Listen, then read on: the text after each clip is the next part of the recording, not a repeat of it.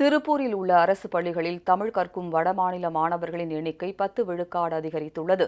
தொழில் நகரமான திருப்பூரில் பீகார், ராஜஸ்தான் உள்ளிட்ட வட மாநிலங்களைச் சேர்ந்த 5 லட்சத்துக்கும் அதிகமான தொழிலாளர்கள் குடும்பத்தினருடன் தங்கி பணியாற்றி வருகின்றனர். ஹிந்தி மொழி மட்டுமே தெரிந்த தொழிலாளர்கள் தங்களது குழந்தைகளை தனியார் பள்ளிகளில் சேர்க்கும் போக்கு படிப்படியாக குறைந்து வருகிறது.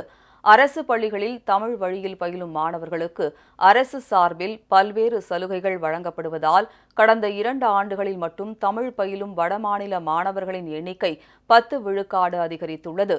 உயிரெழுத்து, மெய்யெழுத்து, நேரசை, நிறையசை, பா வகைகள் போன்ற இலக்கணங்களை வடமாநில மாணவர்களின் மனம் கவரும் வகையில் ஆசிரியர்கள் கற்பிக்கின்றனர். அதன் காரணமாக தமிழை பிழையற பேசவும் எழுதவும் வடமாநில மாணவர்கள் கற்றுக்கொண்டனர்.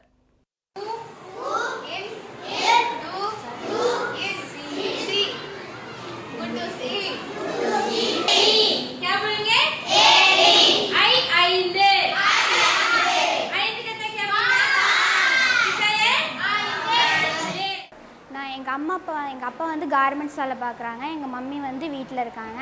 ஃபஸ்ட்டு நான் இங்கே 2016 தான் வந்தேன். நான் இங்கே வரும்போது எனக்கு பேசுறதுக்கு நான் ரொம்ப திணறுவேன், திக்குவேன். என்னோடய ஃப்ரெண்ட்ஸும் டீச்சரோட ஹெல்ப்னால இப்போ எனக்கு பேசவும் வருது, சொல்லவும் வருது, வாசிக்கவும் வருது, படிக்கவும் வருது, எல்லாம் வருது எனக்கு.